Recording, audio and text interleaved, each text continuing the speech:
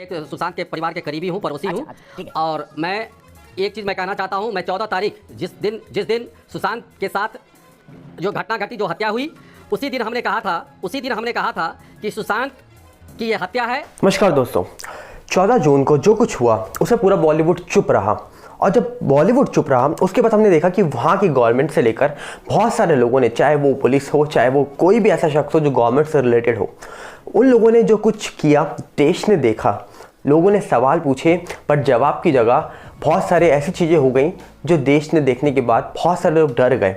और आज हम देख रहे हैं कि आखिरकार जो पूरा मामला सुशांत का हुआ था उसमें सेंट्रल गवर्नमेंट को क्यों दूर रखा गया था, ताकि उस केस में सीबीआई ना आ पाए, या फिर उस केस में एनसीबी ना आ पाए, या फिर ईडी ना आ पाए, या फिर जो अभी इनकम टैक्स रेट पड़ी है ये लोग ना आ पाए।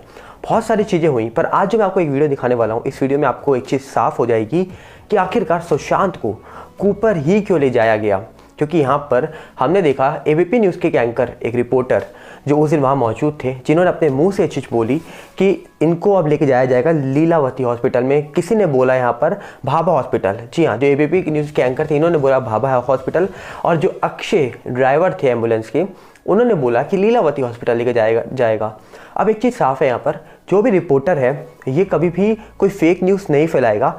लाइव न्यूज़ कवरिंग कर रहा है तो इसने किसी ना किसी से पूछा होगा, और डेफिनेटली कोई पुलिस वाले से या फिर कहा जाए किसी से पूछा होगा कि कहाँ पर लेके जाया जाएगा सुशांत को। जब इनको बताया गया कि भाभा, तो इन्होंने भाभा बोल दिया। जो उनका एम्बुलेंस ड्राइवर था अक्षय, इसने बोला लीलावती, और आखिर में लेके कहाँ जाया गया? Cooper hospital. अब कूपर हॉस्पिटल किसका है ये मुझे बताने की आपको ज़रूरत बिल्कुल नहीं है, क्योंकि आप एक बार कूपर हॉस्पिटल डालोगे गूगल पे तो आपको नीचे नाम ऑटोमेटिकली शो हो जाएगा कि आखिरकार कूपर हॉस्पिटल किसका है। कूपर में ले जाने के पीछे सुशांत का क्या राज था? आखिरकार कूपर जिसका था उसके स्टाफ मेंबर ही वहाँ काम करते हैं क्या? उसी के हाथ में पूरे स्टाफ मेंबर थे।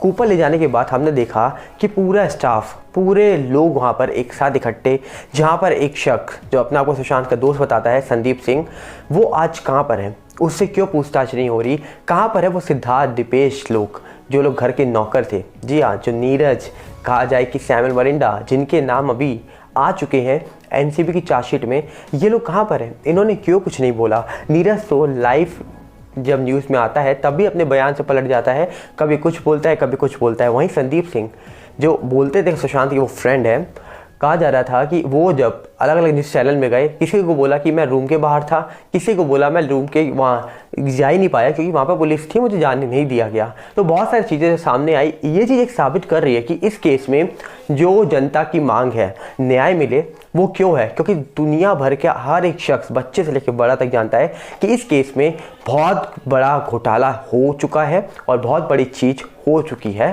पर एक सिंपल केस तो बिल्कुल नहीं है, क्योंकि देश की जनता ने वो निशान, देश की जनता ने वो फोटो, देश की जनता ने वो वीडियो देखी है, जहां पर 14 जून को एक एम्बुलेंस नहीं पहुंची। कितनी एम्बुलेंस पहुंची ये भी आपने देखा।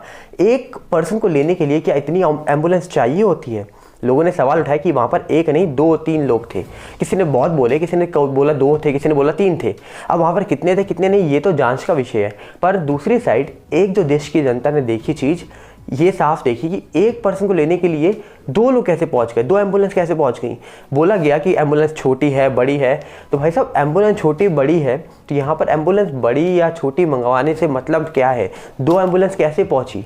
अंदर खड़ी हुई एम्बुलेंस कैसे पहुंच गई? अंदर पहुंच चुकी थी एम्बुलेंस। उसके बाद बोला जा रहा है कि छोटी है बड़ी है, तो क्या दूसरी एम्बुलेंस में कोई और था? क्या वहाँ पर एक शख्स थे या 2 शख्स थे? क्योंकि यहाँ पर देश की जनता सवाल लगातार पूछ रही है, और सवाल पूछने का देश की जनता को हक है, क्योंकि देश की जनता ही आज इन लोगों को बनाती है जो लोग आज इतनी बड़ी पोजीशन पे बैठे हैं। और देश की जनता का हक है यहाँ पर, क्योंकि सच के टाइम यहाँ पर जो भी बोलता है, सच के खिलाफ कोई बोलता है, खड़ा होता है, उसको चुप कराने के लिए बहुत सारे लोग निकल आते हैं। जैसे हमने देखा कि अर्नब गोस्वामी जब बहुत चीज़ें बोल रहे थे सुशांत केस में, तो एक बंद केस को भी ओपन कर दिया गया। जो 2018 के केस को बंद कर दिया गया था वो भी ओपन हो जाता है। तो यहाँ पर साफ दिख रहा है कि बॉलीवुड का कोई शख्स नहीं बोला। आज वो आराम से अपनी लाइफ जी रहे हैं, क्यों नहीं बोला? आखिरकार सवाल क्या है?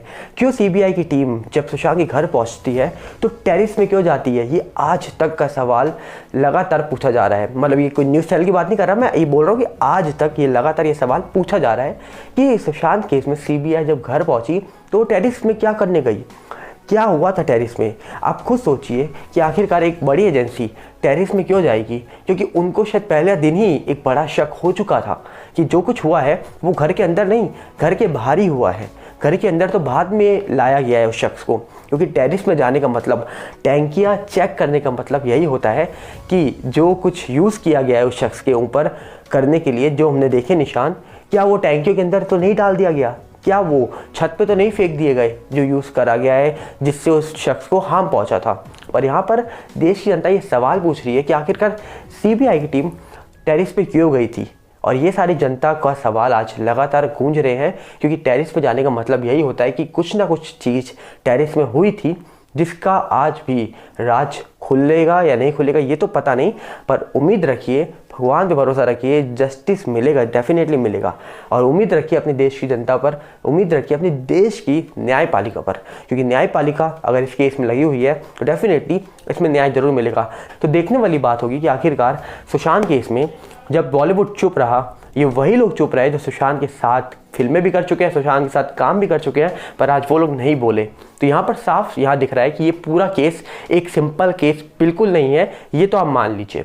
एक सिंपल केस होता तो अभी तक ये सब कुछ सॉल्व हो चुका होता, और सिंपल केस होता तो इतना जो यहाँ पर गड़बड़ी दिखी है पूरे देश को ये नहीं होती, और देश की जनता लगातार 8 महीने के बाद तक आवाज़ ना उठा रही होती, और लगातार जो साल भर भी हो जाएगा, 2 साल भी हो जाएंगे, पर देश की जनता यहाँ पर आवाज़ उठाती रहेगी। क्योंकि अगर आज आप चुप हो गए तो शायद यही होगा कि डर के आगे सच्चाई छुप जाती है, और अगर आज आप डर गए तो डेफिनेटली आगे जाकर लाइफ में आप अपने लिए भी आवाज़ नहीं उठा पाओगे।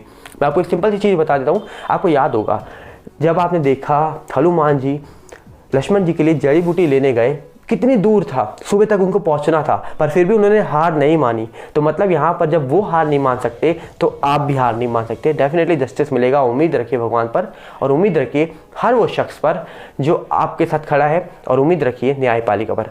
जो भी आपका कहना हो मुझे कमेंट्स जरूर बताइएगा, क्योंकि यहाँ पर झोल तो तभी दिख गया था जब एम्बुलेंस की बातें निकल के आई, कभी बोला बाबा, कभी बोला लीलावती, और लेके जाया जाता है कूपर में।